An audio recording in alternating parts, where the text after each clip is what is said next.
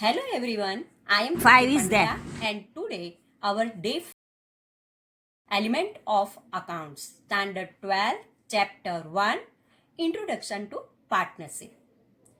Today I will explain exercise question number 1. This is the MCQ question is that select the appropriate option for each question. Exercise question number 1. Let us solve this. First one, what is the interest on partner's capital for a partner? It means interest on partner's capital. Partner introduced the capital in partnership firm and partner receive the interest. But when partner receive the interest, at that time, what happened for the partner? An expense, a liability, income or loss. So, our question's answer is income because partner introduced the capital in partnership firm and partnership firm pay the amount as an interest of capital to the partner. Means partner receive the interest on the capital, and so when receive, then it is the income. Understood? Now, second question, under which method the interest on capital keeps on changing during the year due to the changes in the capital? In the theory portion, we discussed that there are two types of capital accounts are there. Two types method are there. Partnership firm prepare from two types of method are there. Fluctuating method and fixed method. In fluctuating method, there are opening balance and closing balance are different. So fluctuating means difference are there. And so in this type of accounting, only one account is there and it is partner's capital account is there. But when there is a fixed capital account is there, this type of method any partnership keep, at that time there are two accounts are there. One is partner's capital account and one is partner's current account. So, under which method the interest on capital keeps on changing during the year due to the changing in the capital. Opening capital, closing capital, both are changing. So, in which method it happen? Now we know that changing means fluctuating. Changing means fluctuating. So now you got the answer. Here option is given. Fluctuating capital account method, fixed capital account method, current account method or none of above. Now you give the answer that it is a fluctuating capital account method. Means our answer is A. Here answer is C in first one and here answer is A. Okay. Now third one. In which account and on which side the share of partner's share profit is recording under the fluctuating capital account method? Which account on which side the share of partner's share profit is recorded under the fluctuating capital account method? Here, debit to capital account, credit to capital account, debit to current account or credit to current account. Here it is given that partner's share of profit, which side we have to write?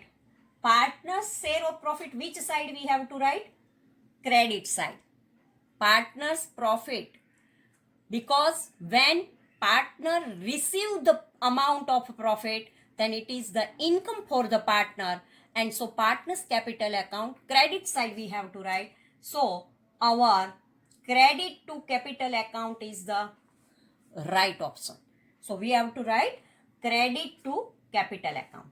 Now fourth one, at the end of the year, where will you transfer drawing account in fixed capital account method? If fixed capital account method is there, then capital account and current account. Capital account and current account both are different. And so here it is given end of the year, where will you transfer drawing account in the fixed capital account method? So here, capital account, current account, profit and loss account,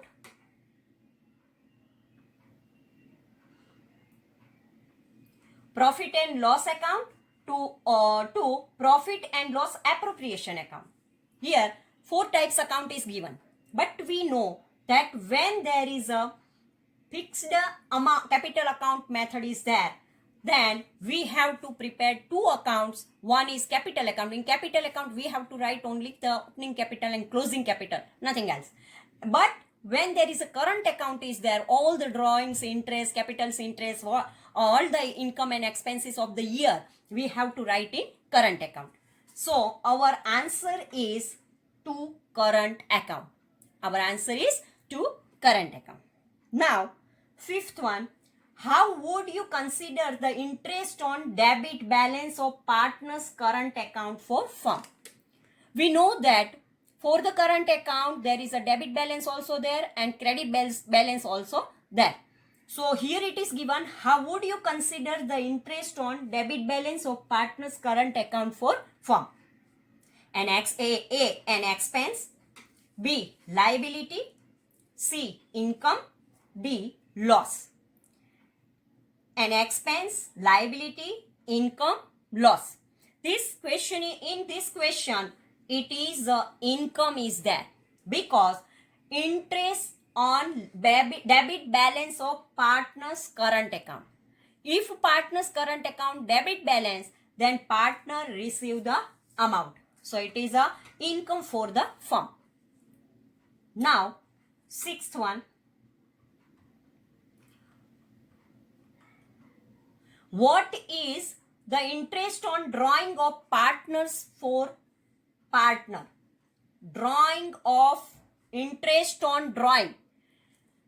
Interest on drawing of partners for partner. Not for partnership firm, but for partner. So, when partner withdrew the amount from partnership firm, at that time he have to pay the amount as an interest to the partnership firm. When withdraw some money from the partnership firm, naturally partner pay this amount. So now you understand that it is an expense, liability, income or loss. So here it is an expense because partner paid this amount as a interest because withdraw some amount, it is a drawing, and on drawing some amount as a interest he or she have to pay to the partnership firm. Now, seventh one, debit balance of profit and loss appropriation account means if debit balance of profit and loss appropriation account. If in profit and loss appropriation account it is a debit balance, then what we call it? Gross profit, gross loss, divisible profit or divisible loss. Here debit balance of profit and loss appropriation account means it is a divisible loss.